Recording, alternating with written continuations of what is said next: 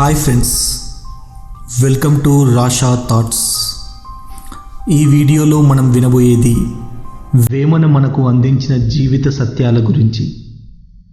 Video నచ్చితే like చేయండి, share చేయండి, అలాగే మా ఛానల్ను సబ్స్క్రైబ్ చేసుకోండి.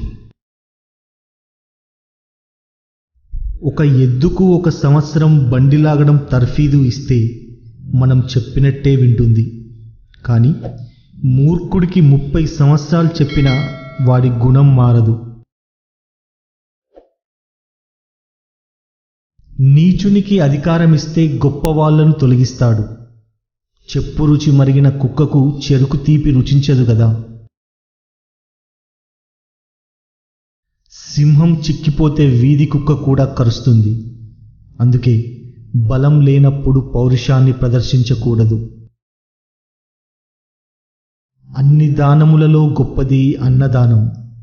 అందరికంటే గొప్పది కన్న తల్లి. అందరికంటే గొప్పవాడు గురువు. చెప్పులో రాయి, కంటిలో నలుసు, కాలిలో ముళ్ళు, ఇంటిలో పోరు భరించడం అసాధ్యం. అద్దంలో కొండ చిన్నదిగా కనిపించినంత మాత్రాన అది చిన్నదైపోదు. ఆపదలో సహాయపడేవాడే బంధువు, భయంలో ధైర్యం చెప్పేవాడే మిత్రుడు, కటిక పేదరికంలో కూడా గౌరవించేదే భార్య. హరిహరాదులకు కూడా అప్పు చేయడం రోత, తప్పు మాట్లాడడం రోత, తాకట్టు పెట్టడం రోత. అప్పు చేయని వాడు గొప్ప సంపద గలవాడు. తప్పు చేయని వాడు లోకంలో లేడు. అలాగే గొప్పతనం లేని తెలివి కొంచెమైపోతుంది. గొప్పతనం జాతి నుండి కాదురా, జ్ఞానం నుండి వస్తుంది. భార్య వైపు వారు ఆత్మీయులవుతారు. తల్లి వైపు వారు అంతంత మాత్రమే. తండ్రి వైపు వారు పగవారవుతారు. మనిషి పుట్టినప్పుడు ఏమీ తీసుకొని రాలేదు. తిరిగి గిట్టేటప్పుడు ఏమీ తీసుకొని పోలేడు. వాడు సంపాదించిన ధనం ఎక్కడికి పోతున్నదో, వాడు ఎక్కడికి పోతున్నాడో వాడికే తెలియదు. ఓర్పు లేని భార్య వల్ల, బుద్ధి లేని బిడ్డ వల్ల ఫలం లేదు.